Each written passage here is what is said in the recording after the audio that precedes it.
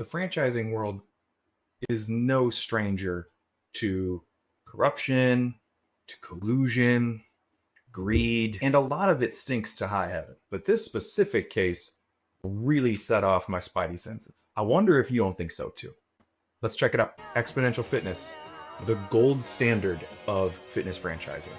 10 brands, 3,000 plus units, 1 billion plus revenue. Everybody knows who they are and who they were in the fitness space, myself included, having worked in fitness franchising. All is well, companies growing, ever expanding, until the Fuzzy Panda report. So in middle of 2023, this slightly obscure, no offense Fuzzy Panda, message board kind of forum posts this report.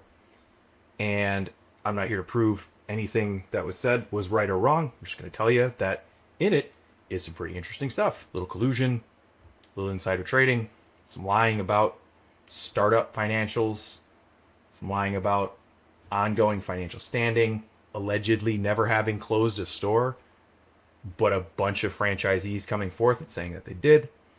Corporate buying back units for $1, allegedly, instead of closing them so that they could either run them, ship them, whatever, but it doesn't count as a close. A lot of ugly stuff here. But it's just an obscure message board. A couple months later, we get a Bloomberg article walking through kind of a smear piece, right? But it's intense. Read it. More or less echoing a lot of the claims in the Fuzzy Panda case. Enter class action lawsuit, franchisees, and investors, shareholders. Enter SEC investigation.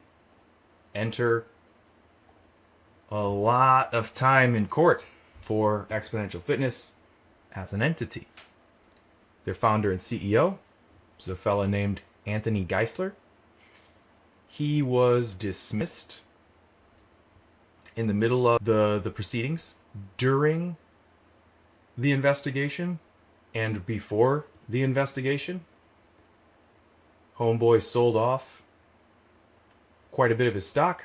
Wonder who knew? Again, I'm not here to say guilty or innocent. Just looking at trading. He wastes no time and spins off and starts a franchisor called Sequel Brands. This is their website.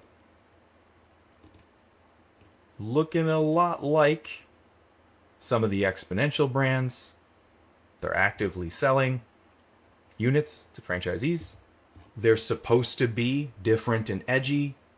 There's separate FDDs, which are the franchise agreements for each brand, rather than a central one like there was at Exponential, as if these were the problems that Exponential was having. They're paying a ton of money in marketing, PR, taking pictures with famous people, getting their name out there, trying to build brand equity. This guy's painted as an innovative founder, ready to innovate again, bringing his many skills, I guess, to the fitness franchising world again. Thank God. He then hires a bunch of his ex-leadership, which is not limited to this list, I believe, to his team at Sequel Brands, and I wanted to know how many there were. So I checked out their LinkedIn, and none of those folks that I just highlighted are displayed here on LinkedIn. There isn't a leadership team for Sequel Brands. It's not listed really anywhere. Individual CEOs and leadership, cool. And it really makes me wonder, how does this happen? How does the system optimize for this type of behavior?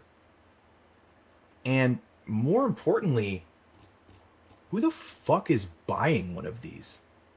And how do they not know about the allegations? Or are they aware of the allegations, but they're buying upside anyway? He may not be legally guilty, but there's a lot of talking out of both sides of his mouth. There's a lot of destruction left in the path. And I would hope that as human beings, consumers, entrepreneurs, that we wouldn't stand for this. And I hope we don't. So spread the word.